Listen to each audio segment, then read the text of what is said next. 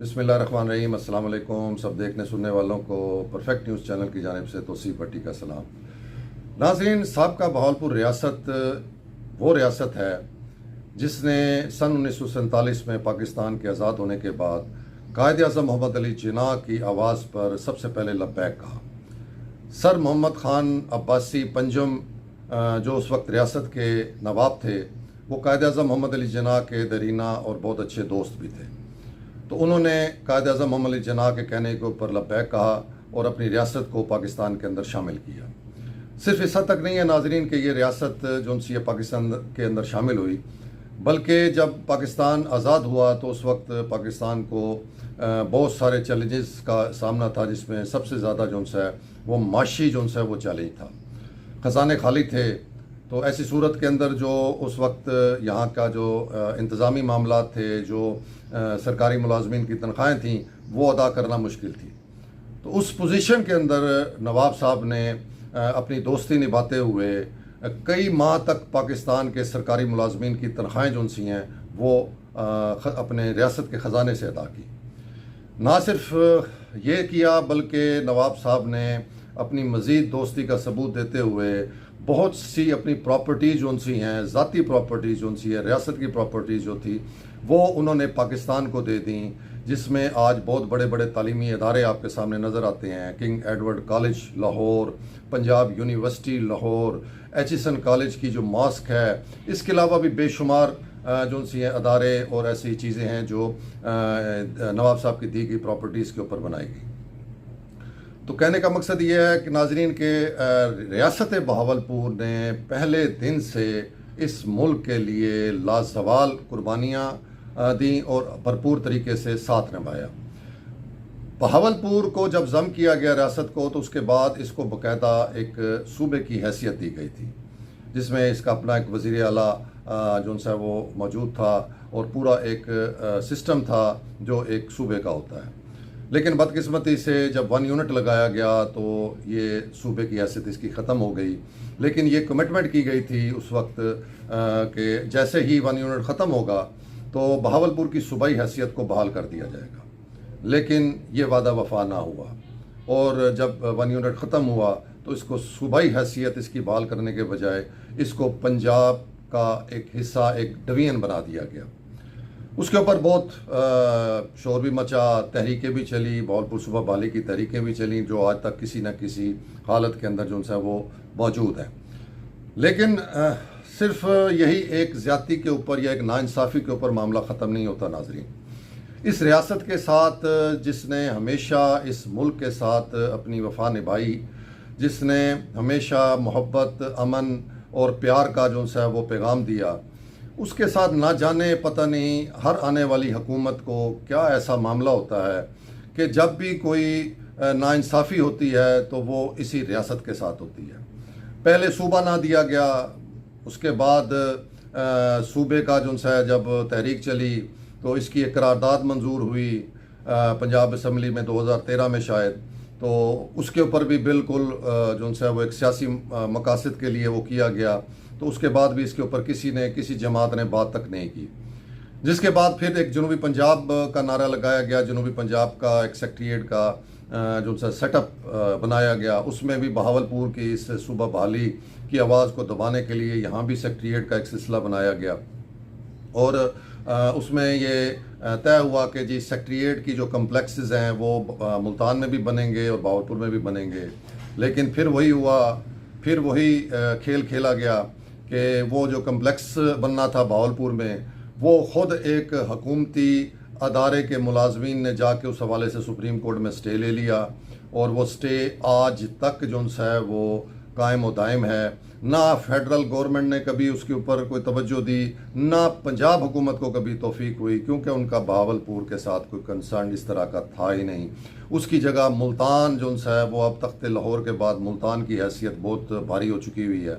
मुल्तान में वो कम्प्लेक्स ना सिर्फ बन चुका है बल्कि वो अब तकरीबन फंक्शनल पोजीशन में भी आ चुका है। तो नाजरीन, ये एक दूसरी जिसे कहे नाइंसाफ़ी इस खित्ते के साथ की गई। इसके अलावा नाज़रीन, आज जो ये व्लॉग बनाने का मकसद है वो एक तीसरी नाइंसाफ़ी जो बहुत बड़ी इस खित्ते के साथ हुई, जो यहाँ के लोगों को एक बहुत ही अहम और एक बहुत ही बड़ी जो है वो सफरी सहूलत से महरूम कर दिया गया, वो है नाज़रीन बहावलपुर का इंटरनेशनल लेवल का एयरपोर्ट। नाज़रीन ये इंटरनेशनल एयरपोर्ट बहावलपुर का मेरी इतला के मुताबिक या मेरी इंफॉर्मेशन के मुताबिक शायद 1985-86 में बनाया गया था। और आपको याद होगा कि 1988 में उस वक्त के सदर और चीफ ऑफ आर्मी स्टाफ सदर ज़ियाउल हक साहब का जो तैयारा था C-130, वो भी इसी एयरपोर्ट से जो है वो परवाज़ की थी उसने, और जिसके बाद वो फ़ज़ा में ही जो है उसका हादसा हो गया था। नाज़रीन ये एयरपोर्ट जो है ये बहुत ही अहम एयरपोर्ट था हर लिहाज के साथ, और दूसरा इस लिहाज के साथ भी कि इस पूरे खित्ते के लोग जो से उनको एक बेहतरीन सफरी सहूलत जो सी है वो मुयसर थी। ख़ास तौर पे जो बिज़नेस कम्युनिटी के लोग थे, जो ताजिर पेशा लोग थे, जिन्होंने कराची, लाहौर जैसे बड़े बड़े शहरों में जाके अपने बिज़नेस और अपने जो से तजारत के मामलात करने होते थे, उनके लिए ये एक नेमत से कम नहीं था। नाज़रीन ये एयरपोर्ट को तकरीबन 2003 या 4 में दोबारा अपग्रेड किया गया, जो कि अबू ज़ैबी दुबई के हुक्मरानों की जानिब से जो है वो फ़ंड्स मुहैया किए गए, जो बताया जाता है तकरीबन 260 मिलियन की लागत के साथ इसका दोबारा से इसको रीडेवलप जो है वो किया गया, और इसके रनवे को जो है वो एक इंटरनेशनल जो सतह का रनवे होता है वो बनाया गया, जिसके बाद बाकायदा इस एयरपोर्ट से साल 2018 और 19 के दौरान जो है वो इंटरनेशनल फ़्लाइट्स भी जो सी हैं वो भी यहाँ से शुरू की गई, जो जद्दा और दुबई के लिए जो से यहाँ से परवाज़ करती थी। नाज़रीन यहाँ का जो PIA का स्टेशन था वो इंतहाई मुनाफा बख्श स्टेशन जो है उसको समझा जाता था। उस दौर के अंदर बताया जाता है कि साल ख़ासतौर पे 2005 के अंदर इसने रिकॉर्ड बिज़नेस जो है वो किया, जो तकरीबन 150 मिलियन का बिज़नेस था। यहाँ पर नाज़रीन इस एयरपोर्ट से पूरा हफ्ता लोकल फ़्लाइट्स जो सी हैं वो मकामी फ़्लाइट जो सी हैं वो जाती थी, जिसमें लाहौर, इस्लामाबाद और कराची के स्टेशन जो हैं वो शामिल थे। तो इस हवाले से नाज़रीन बहुत ज़्यादा एक सहूलत थी इस पूरे खित्ते को, पूरे डिवीज़न को, और साथ जो है वो इवन के लोधरा का ज़िला जो है वो भी चूँकि बिल्कुल साथ लगता है, चंद किलोमीटर का फासला, तो वहाँ के लोग भी इससे मुस्तफ़ीद होते थे। लेकिन फिर वही हुआ, फिर वही खेल खेला गया। 2017-18 के बाद इसको एक साजिश के तहत इस स्टेशन को टारगेट किया गया, और जो ख़ुद PIA के अंदर के यहाँ के ज़राए हैं वो बताते हैं कि इस साजिश के अंदर ख़ुद PIA के ऐसे आला अफसरान शामिल थे जो इस वक्त भी शायद हेड ऑफिस में बहुत ही की पोस्टों के ऊपर बैठे हुए थे, जिनका ताल्लुक़ मुल्तान से था। तो नाज़रीन वो मुल्तान के एयरपोर्ट को चूँकि इस एयरपोर्ट की वजह से कुछ ज़्यादा अहमियत नहीं मिल रही थी, यहाँ के लोग और दूर दराज के लोग जो है वो बहावलपुर से सफ़र करना पसंद करते थे, आसानी थी उनकी, तो वो मुल्तान का एयरपोर्ट जो है वो इसकी वजह से उसका रेवेन्यू, उसके मामलात मुतासिर हो रहे थे। तो फिर एक खेल दोबारा खेला गया, और यहाँ पर पहले जो है वो जहाज़ कम होने का बहाना बना के यहाँ पर फ़्लाइट्स जो सी हैं, जो पहले तकरीबन 28 से 30 फ़्लाइट जो सी हर महीने जाती थी, उसको कम करके 8 से 10 फ़्लाइट जो सी है उसके ऊपर ले आया गया। जिसके बाद लाजमी बात है नाज़रीन, जब इतनी फ़्लाइट्स कम हो गई और इतना जो है वो मामलात महदूद कर दिए गए इस एयरपोर्ट के, तो उसकी वजह से रेवेन्यू भी उसी हिसाब से जो है वो नीचे आ गया। तो यहीं पर ही मामला नहीं रुका, जो 8 फ़्लाइट्स थी उसको भी कम करके और मज़ीद सिर्फ एक सिंगल कराची की 1 या 2 फ़्लाइट जो सी हैं उसको रखा गया। और साथ ही फिर ये अब जो जिसे कहें कि जो इस खेल के इख्तिताम था या जो इसकी प्लानिंग का जो इख्तिताम था, वो इस सूरत में सामने आया कि इस एयरपोर्ट को अब तकरीबन पिछले साल से बिल्कुल ही नॉन फंक्शनल करके बंद कर दिया गया, जिसके हवाले से बताया यही जाता है कि जी ये चूँकि इसको प्राइवेटाइज़ किया जा रहा है एयरपोर्ट्स को भी और PIA को भी, तो इस वजह से जो छोटे स्टेशंस हैं उनको जो नुकसान में जा रहे हैं उनको जो है वो बंद किया जा रहा है, जिसमें सबसे पहले बहावलपुर और दूसरा रेमियर खान, यानी कि बहावलपुर रियासत के दो एयरपोर्ट्स थे जो इंटरनेशनल सतह के एयरपोर्ट्स थे और जो यहाँ की आवाम को बेहतरीन हवाई सर्विस फराम कर रहे थे, उनको बंद कर दिया गया और यहाँ पर जो स्टाफ था सिविल एविएशन का उसको मुख्तलिफ दीगर स्टेशंस के ऊपर जो है वो ट्रांसफ़र कर दिया गया, दीगर PIA का अमला भी इसी तरीके से ट्रांसफ़र किया जा रहा है। तो ये सारा सिलसिला उस वक्त हो रहा था नाजरीन जब हमारे बहावलपुर से ताल्लुक़ रखने वाले गवर्नर पंजाब मियाँ बलीगुर रहमान गवर्नर हाउस में बैठे थे। अफसोस इसी बात का होता है नाजरीन के जब आप के जो नुमाइंदगान हैं जिनको आप वोट के ज़रिए असम्बलियों में पहुंचाते हैं और ये बड़े बड़े ओहदों पर फायज होते हैं, लेकिन जब भी आपके खित्ते के साथ इस खित्ते के साथ कुछ ज़्यादती नाइंसाफ़ी हो रही होती है तो ये बिल्कुल खामोश गूंगे बहरे बन जाते हैं और ये कहते हैं कि हमारे तो बस में ही कुछ नहीं है। वैसे ये अपनी जब इलेक्शन का टाइम आता है तो ये बहुत बड़े बड़े दावे करते नज़र आते हैं और बताते हैं कि हमने बहावलपुर के लिए क्या कुछ नहीं किया और कितनी आवाज़ बुलंद की। तो नाज़रीन इनकी जितनी आवाज़ें बुलंद होती हैं अगर कुछ होती भी होंगी तो वो उसी वक्त होती हैं जब ये अपोजिशन में बैठे होते हैं, लेकिन जैसे ही ये तख्ते हुक्मरानी पर बैठते हैं तो इनकी आवाज़ें बिल्कुल जो सी हैं वो बंद हो जाती हैं, क्योंकि इनके जो आका हैं, जो इनके हुक्मरान, जो इनके लीडरान हैं वो इनको बोलने की इजाज़त नहीं देते और इनके अंदर भी इतनी सलाहियत और इतनी जुर्रत नहीं होती कि ये अपने इलाके का जो सा केस वो भरपूर अंदाज में लड़ सके। तो इस दफ़ा भी ऐसे हुआ जिस तरह सेक्रेटरीट के साथ हुआ कि सूबा बहाली के साथ हुआ कि किसी ने आवाज़ बुलंद नहीं की, किसी ने इसके ऊपर जो है वो जिसे कहें कि अपने लीडरान के साथ जब हुकूमत में आए तो कोई जंग नहीं लड़ी, कोई जाके स्टैंड नहीं किया और सिर्फ अपनी वजारतें अपनी ओहदे बड़े बड़े ओहदे जो से वो लेके तो उनको एंजॉय किया। तो ये सबसे बड़ा जो हमारा अलमिया है इस खित्ते का वो यही है कि हमारे इस खित्ते के जो नुमाइंदगान हैं हर हुकूमत में आने वाले वो सिर्फ़ और सिर्फ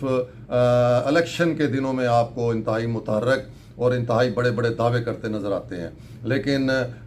किसी तौर के ऊपर इनकी जानिब से इस खित्ते के हवाले से आवाज़ नहीं उठाई गई। कभी भी इधर की नाइंसाफ़ियों को इन्होंने एड्रेस नहीं किया और जिसकी वजह से मुसलसल ये खित्ता हमारा बहावलपुर का या बहावलपुर डिवीज़न का, इसको जब भी कोई नुकसान पहुंचना होता है या कोई भी पॉलिसी ऐसी बनाई जाती है तो उसका आगाज़ जिससे नुकसान हो उसका आगाज़ बहावलपुर से किया जाता है। तो नाजरीन ये एयरपोर्ट भी इसी तरीके से बंद कर दिया गया है। ये इतना इंटरनेशनल, इतना जिसे कहें कि लेवल का एयरपोर्ट था। इसके हवाले से नाजरीन एक रिपोर्ट जो सी है वो अखबारात में भी उस वक्त शाया हुई और सोशल मीडिया पर भी जो है उसको जो है बहुत ज़्यादा वो चली और वो एक किस्म का एक जिसे कहें कि फैल गई इतनी कि वो अखबारात ने भी उसको जो है वो पिक किया और उसमें अखबारात में बड़े बड़े नेशनल पेपर्स में उसको छापा गया। वो रिपोर्ट मैं आज आपको सामने पढ़ के सुनाता हूँ जिससे आपको अंदाज़ा होगा कि इस एयरपोर्ट की, बहावलपुर एयरपोर्ट की कितनी जो सी है वो अहमियत है, ये कितनी अहमियत का हामिल है और अगर इसको एक सही मनसूबाबंदी के साथ इस्तेमाल किया जाए तो ये आपकी मुल्क की अर्निंग के लिए कितना बड़ा जो सा ये फ़ायदा पहुंचा सकती है। नाज़रीन वो रिपोर्ट इस तरह थी कि बहावलपुर एयरपोर्ट कहते हैं कि दिल्ली एयरपोर्ट के बिल्कुल बराबर है, यानी कि इसका जो फासला है दिल्ली एयरपोर्ट से वो तकरीबन हवाई फासला 35 मिनट के पर मुश्तमिल है। दिल्ली एयरपोर्ट इसलिए बड़ा बन गया कि वहाँ पर रीफ्यूलिंग की जाती है। जिस फ़्लाइट ने यूरोप या अमेरिका जाना होता है वो फ़्लाइट जो सी है दिल्ली एयरपोर्ट पर आधा घंटे